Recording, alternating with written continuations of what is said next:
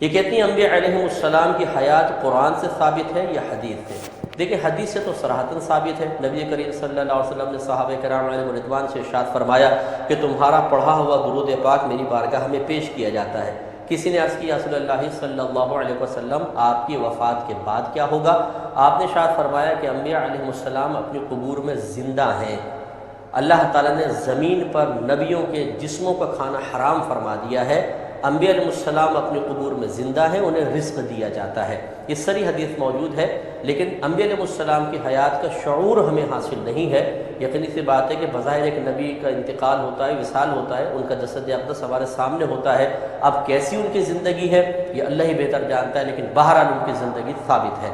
قرآن سے اس طریقے سے ثابت ہے کہ شہداء کے بارے میں صریح آیت موجود ہے۔ اللہ تعالیٰ نے ارشاد فرمایا جو اللہ تعالیٰ کے راستے میں قتل کیے جائیں انہیں مردہ گمان مت کرو، وہ زندہ ہیں لیکن تم ان کا شعور نہیں رکھتے ہو۔ تو دلالت النص سے ثابت ہوتا ہے، جس کی وضاحت پھر کبھی کر دوں گا، آسان الفاظ میں سمجھ لیں کہ اگر نیچے درجے والوں کے لیے کوئی حکم ثابت ہو جائے تو اوپر درجے والوں کے لیے بدرجہ اولا ثابت ہو جائے گا۔ تو جب شہید کی حیات ثابت ہوئی تو پھر انبیاء علیہ السلام کی حیات بدرجہ اولا ثابت ہو جائے گی۔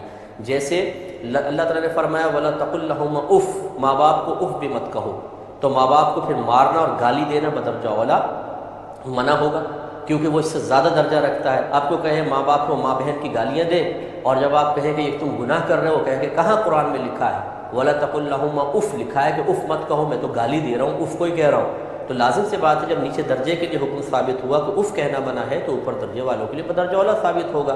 یہی دلالت النص ہوتی ہے کہ کسی آیت کو پڑھنے کے بعد عام اہل لسان بھی بغیر مجتہدانہ صلاحیت رکھے ہوئے بھی، کوئی اجتہاد کی صلاحیت نہیں ہوتی، اس کا انتقال ذہن فوراً کسی اور مسئلے کی طرف چلا جائے، تو یہ جو دوسرا مسئلہ ثابت ہوا کہا جاتا ہے دلالت النص سے ثابت ہو گیا۔ تو دلالت النص سے انبیاء علیہ السلام کے حیات قرآن عظیم سے بھی ثابت ہے۔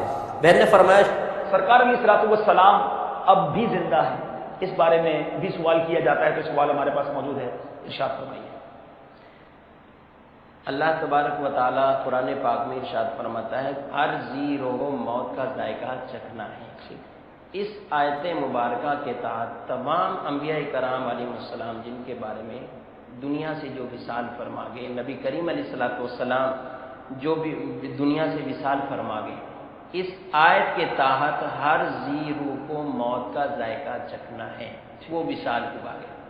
اس وصال کے بعد اللہ تبارک و تعالی ان کو زندگی عطا فرماتا ہے اور وہ زندہ ہوتے ہیں۔ شہداء کے بارے میں قرآن پاک میں جگہ بجگہ ارشاد فرمایا گیا ہے کہ ان کو مردہ گمان بھی نہ کرو اور مردہ کہو بھی نہیں۔ شہید کا جب یہ مقام اور مرتبہ ہے تو اللہ کے نبی کا بہت بڑا مقام اور مرتبہ ہے۔ دوسری احادیث اس بارے میں بھی ہے، نبی کریم صلی اللہ علیہ وسلم نے ارشاد فرمایا، یہ تمام انبیاء کے بارے میں ہمارا یہ عقیدہ ہے، اللہ تعالیٰ کے تمام انبیاء زندہ ہیں اپنی قبروں کے اندر۔ نبی کریم علیہ السلام نے ارشاد فرمایا ان اللہ حرم علی الارض ان تأکل اجساد الانبیاء، اللہ تعالیٰ نے زمین پر اس بات کو حرام فرمایا ہے کہ وہ انبیاء کے جسموں کو کھائے، یعنی زمین پر یہ بات جو ہے وہ حرام فرمائی گئی ہے کہ یہ مٹی انبیاء کے جسموں کو نہیں کھائے گی۔ دوسری حدیث میں ارشاد فرمایا اللہ کا نبی زندہ ہوتا ہے، رزق دیا جاتا ہے۔ ایک حدیث میں ارشاد فرمایا گیا الانبیاء احیاء فی قبورہم یصلون، انبیاء اپنی قبروں میں زندہ ہوتے ہیں اور نماز بھی پڑھتے ہیں۔ تو یہ انبیاء کرام علیہ السلام کی زندگی ہے۔ اور حضرت موسیٰ علیہ السلام کی قبر کے پاس سے جب حضور علیہ السلام سفر معراج کی طرف جو ہے وہ جا رہے تھے تو گزرے، تو وہاں پر رأیت موسیٰ یصلی فی قبرہ قائما، حضور علیہ السلام نے ارشاد فرمایا میں نے موسیٰ کو دیکھا کہ اپنی قبر میں کھڑے ہو کر نماز پڑھ رہے تھے۔ سبحان اللہ۔ اس کے علاوہ اللہ تعالیٰ نے پھر ان کو یہ طاقت بھی دی ہے، انبیاء کرام علیہ السلام کو زندہ بھی ہیں اور یہ طاقت بھی ان کو دی ہے کہ اللہ کی مشیت اور مرضی کے ساتھ یہ جہاں چاہیں، جہاں اللہ تعالیٰ چاہے ان کو بھیج بھی سکتا ہے، اور یہ جاتے بھی ہیں اور یہ جانا ثابت بھی ہے۔ یہی حضرت موسیٰ علیہ السلام ان کا یہاں پر نماز پڑھ رہے ہیں. حضور علیہ الصلوۃ والسلام بیت المقدس مسجد میں جب گئے تو وہاں پر سارے انبیاء کرام علیہ السلام انہوں نے وہاں پر حضور علیہ السلام کا استقبال کیا اور آپ کی امامت میں انہوں نے نماز بھی پڑھی ہے. تو یہ سارے نبی وہاں بھی پہنچے ہیں. اور پھر مختلف آسمانوں پر حضور صلی اللہ تعالیٰ علیہ وسلم نے حضرت ابراہیم علیہ السلام سے، حضرت موسیٰ علیہ السلام، حضرت عیسیٰ، حضرت آدم علیہ السلام، ان سے بھی ملاقات کی ہے، ان سے کلام بھی فرمایا ہے اور یہ سب احادیث کی کتابوں میں موجود ہے. تو واضح طور پر یہ مسئلہ جو ہے موجود ہے. کتنے برس ہو چکے ہیں ان انبیاء کو جو ہے دنیا سے رخصت ہوئے، اس کے باوجود ان کی ملاقاتیں نبی کریم صلی اللہ تعالیٰ علیہ وسلم سے ہوئی ہیں. اور حضور علیہ السلام کے بارے میں بھی ہمارا یہی عقیدہ ہے کہ آپ زندہ ہیں، اپنی قبر انور میں ہیں، اپنی نگاہ نبوت سے ساری کائنات کو ملاحظہ فرما رہے ہیں، اپنے امتیوں کو دیکھ رہے ہیں، ملاحظہ فرماتے ہیں، اور جہاں چاہیں اپنے جسم اطہر کے ساتھ بھی تشریف لے کر جا سکتے ہیں. یہی حاضر و ناظر کا مفہوم ہے کہ حضور علیہ السلام وہاں تشریف فرما ہو کر اپنی نگاہ نبوت سے سب کو جو ہے وہ دیکھ رہے ہیں. ایک اعرابی نبی کریم علیہ الصلوۃ والسلام کی بارگاہ میں حاضر ہوا اور اس نے اپنے اوپر کوئی گناہ کر کے کوئی ظلم کر لیا تھا، تو اس نے آیت مبارکہ کی تلاوت کی. یا رسول اللہ صلی اللہ علیہ وسلم، اللہ نے جو کچھ آپ پہ نازل کیا، آپ نے ہمیں سکھایا، اسی قرآن پاک میں یہ موجود ہے. وَلَوْ أَنَّهُمْ إِذْ ظَلَمُوا أَنفُسَهُمْ جَاءُوكَ فَاسْتَغْفَرُوا اللَّهَ وَاسْتَغْفَرَ لَهُمُ الرَّسُولُ لَوَجَدُوا اللَّهَ تَوَّابًا رَحِيمًا. اگر وہ اپنی جانوں پر ظلم کر بیٹھیں اور آئیں آپ کے پاس، یہاں اللہ سے استغفار، معافی چاہیں، استغفار کریں اور رسول ان کے لیے سفارش کر دیں، تو اللہ کو ضرور توبہ قبول کرنے والا اور رحم فرمانے والا پائیں گے. تو اس اعرابی نے یہاں آ کر یہ پڑھا اور روتا رہا، حضور علیہ السلام کی قبر سے مٹی اٹھا کر اپنے سر میں ڈالتا رہا.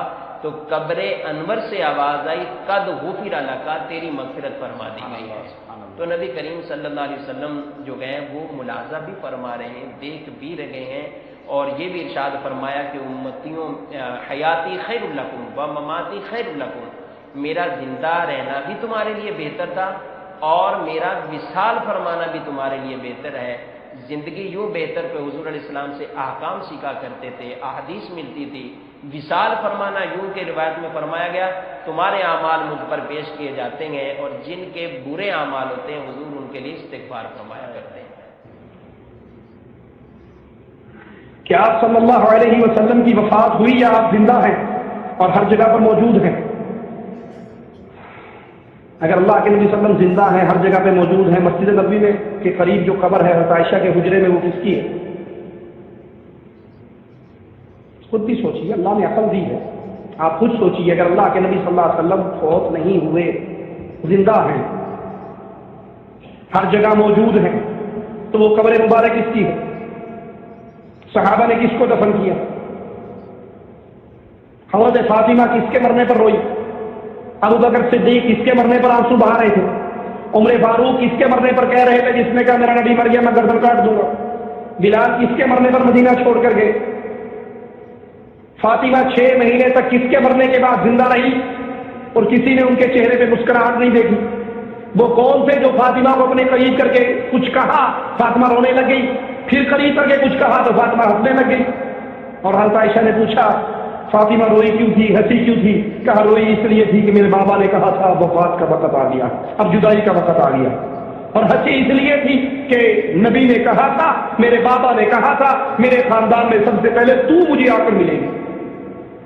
اللہ سے ڈریے، یہ گمراہ ترین عقیدے قبر پرستوں کے کہ نبی زندہ ہے، حاضر ناظر ہے، ہر جگہ پہ موجود ہے، آپ فوت نہیں ہوئے، یہ قرآن کے بھی خلاف ہے. اور کہتے ہیں جی جس نے یہ کہا نبی مر گئے وہ گستاخ ہے. سنا یا نہیں سنا؟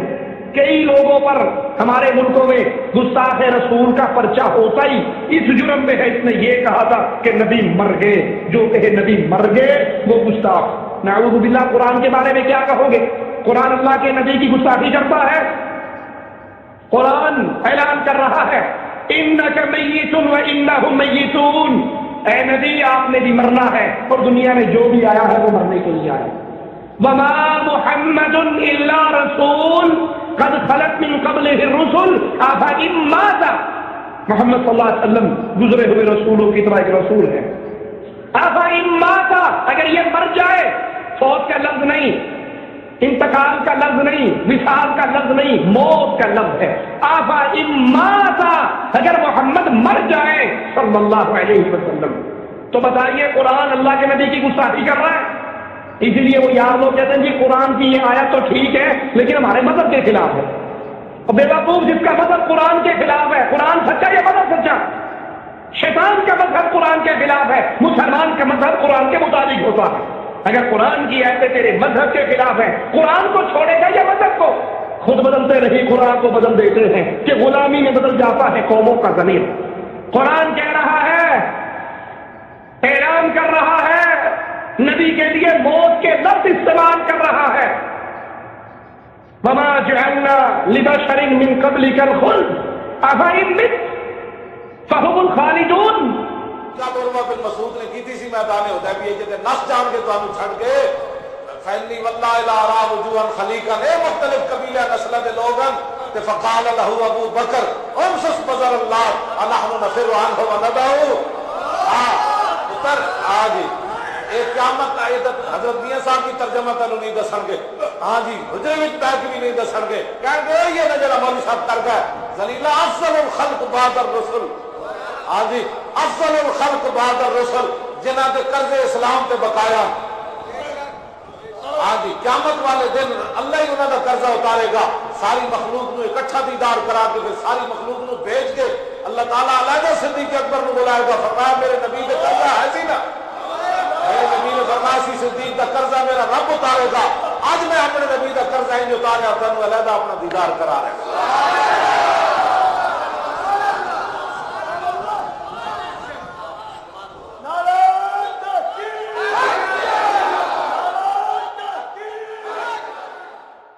इतने में वो रफीक नबूवत भी आ गया। इकबाल कहता इतने में वो रफीक नबूवत भी आ गया, जिससे बिना इश्क मोहब्बत है उस्तवार। बोले हुजूर फिक्र अयाल भी चाहिए, कहने लगा वो इश्क मोहब्बत का राजदार। परवाने को है चराग, बुलबुल को फूल बस, सिद्दीक के लिए है खुदा का रसूल।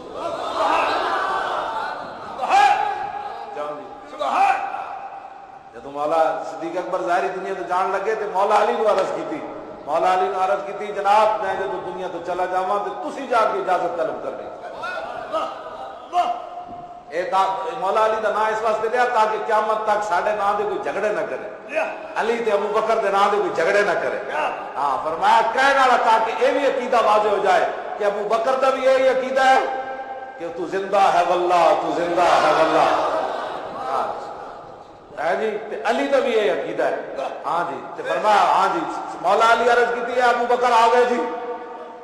अबू बकर आ गए, दरवाजा खुद ब खुद खुलिया ते आवाज आई अदखिलुल हबीबा इलल हबीब।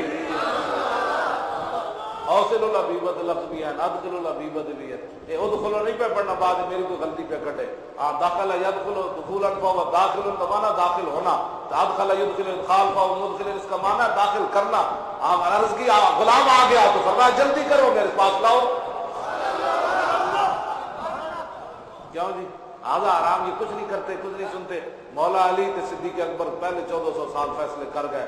साडा कीदा है वे सुन दे, साडा कीदा है वे मदद भी कर दे, साडा कीदा है जो मंगो है देंदे भी हैं। खुदा खुदा कर दे यही है दर, नहीं और कोई मफर मकर, जो वहां से हो यही आगे हो जो यहाँ नहीं। कौन देता है देने को मुंह चाहिए, देने वाला है सच्चा हमारा। खल्क से औलिया, औलिया से रसूल, और रसूलों से आला हमारा नबी। कर्म बदली रसूलों की होती रही, जान बदली से निकला हमारा नबी। जिनके तलवों का धोमन है आबे हयात, है वो जाने मसीहा हमारा। माती फितने की इल्मी पॉइंट नंबर 3, अंबिया इकराम अलैहिस्सलाम अपनी कब्रों में जिंदा हैं और उनकी जिंदगी नंबर 1 उखरवी है, यानी आखिरत की जिंदगी। नंबर 2 बरज़खी है, यानी अनसीन बैरियर, नजर नहीं आती। नंबर 3 जन्नती है, और नंबर 4 जिस्मानी प्लस रूहानी है, लेकिन उसकी कैफियत बरज़खी है। और ये जिंदगी किसी भी सूरत दुनिया की जिंदगी के मुशाबे नहीं है। کیونکہ دنیا کی زندگی کے پروٹوکول ڈفرنٹ ہیں. دنیا میں زندہ رہنے کے لیے ہمیں سب سے بیسک نیڈ ہے سانس، پھر کھانا پینا، بیویاں، یہ تمام چیزیں دنیا کی ضرورتیں ہیں. لیکن آخرت کی زندگی میں کوئی ایسی چیز نہیں. دنیا میں بیت الخلا بھی جانا پڑتا ہے، جبکہ صحیح مسلم میں حدیث ہے کہ جنتی جب کھانا کھائیں گے جنت میں تو ایک خوشبودار ڈکار آئے گی، ان کا سارا کھانا ہضم ہو جائے گا، کوئی پیشاب پکانے کی حاجت ہی نہیں رہے گی. دنیا کی زندگی اور آخرت کی زندگی میں بڑا فرق ہے. اس لیے ہم صرف یہ قبر مبارک کی زندگی کا ایک دھندلا سا تصور اس متشابہ چیز کا قرآن اور سنت کی روشنی میں پیش کر سکتے ہیں. جتنا بتایا گیا اس سے آگے ہم بڑھ نہیں سکتے. اب اگر کوئی شخص یہ چاہے کہ قبر مبارک کھود کر آپ صلی اللہ علیہ وسلم کو دیکھنا چاہے کہ آپ صلی اللہ علیہ وسلم کی قبر مبارک میں زندگی کیسی ہے، تو اس کو آبزرو نہیں کرنا. یہ نہ سمجھیے گا جیسے ہم تہ خانے میں بیٹھ جائیں تو آپ صلی اللہ علیہ وسلم بھی قبر مبارک میں اسی طریقے سے اسی طرح کی زندگی گزار رہے ہیں. وہ ان سین بیریئر ہے، وہ ہمیں نظر نہیں. لہذا اگر قبر مبارک کھودی جائے گی تو آپ صلی اللہ علیہ وسلم ہمیں اسی لیٹی ہوئی حالت میں ہی نظر آئیں گے جیسا کہ آپ صلی اللہ علیہ وسلم کو دفن کیا گیا. وہ آپ کی ایکٹیویٹیز کو ہم اس دنیا میں آبزرو نہیں کرتے. ایون یہاں فرشتے میرے دائیں بائیں میں اس کو آبزرو نہیں کر سکتا، لیکن اس کا یہ مطلب تو نہیں یہ خیر کی چیزیں میری نظروں سے ضرور اوجھ ہیں، بلکہ دنیا کے اندر بھی کئی چیزیں ہیں، الیکٹرو میگنیٹک ویوز ہیں، ہم ان کو نہیں آبزرو کر سکتے فزیکلی. خود تجربات سے چیزیں پتہ چلی ہیں، وہ بھی آپ پتہ چلی ہیں جس کے اوپر یہ پوری موبائل ٹیکنالوجی پوری دنیا کی چل رہی ہے، سیٹلائٹ کی. تو اس کو آپ اس طرح سمجھ لیجیے کہ جیسا کوئی شخص دنیا میں سویا ہوا ہوتا ہے اور اس کو خواب دکھایا جاتا ہے اور اس کے اوپر کوئی کیفیت ساری ہوتی ہے، تو پاس کھڑا شخص اس کو وہ لیٹی ہوئی حالت میں دیکھے گا، لیکن وہ شخص ان تمام کیفیات سے گزر رہا ہوگا. یہ میں سمجھانے کے لیے بات کروں. بالکل اس طریقے سے انبیاء کرام علیہ السلام اپنی قبروں میں لیٹی ہوئی حالت میں نظر آئیں گے، لیکن ان پہ جو کیفیات گزری ہوگی وہ ہم نہیں دیکھ سکتے. وہ ان سین بیریئر ہے. سورہ المومنون آیت نمبر 100. وَمِن وَرَائِهِمْ بَرْزَخٌ إِلَىٰ يَوْمِ يُبْعَثُونَ. اور ان کے مرنے سے لے کر قیامت کے دن تک اٹھائے جانے تک برزخ ہے، ان سین بیریئر. یہی وجہ ہے کہ امام ابن حجر اسقلانی رحمۃ اللہ علیہ نے فتح الباری کے اندر صحیح بخاری کی شرح لکھتے ہوئے انٹرنیشنل نمبر کے مطابق 4042 نمبر حدیث کے نیچے یہی الفاظ لکھے. ایگزیکٹ ورڈ میں پڑھنے لگا ہوں. لِأَنَّهُ بَعْدَ مَوْتِهِ. اور بے شک یہ کہ آپ صلی اللہ علیہ وسلم اپنی موت کے بعد وَإِنْ كَانَ حَيًّا اگرچہ کہ زندہ ہے فَهِيَ حَيَاتٌ أُخْرَوِيَّةٌ لیکن یہ زندگی اخروی ہے. لا تشبہ الحیات الدنیا اس کو دنیا کی زندگی کے ساتھ کوئی مشابہ نہیں ہے، دنیا کی زندگی سے مختلف. اب یہ اخروی ہے، جنتی ہے، برزخی ہے، اس کانٹیکسٹ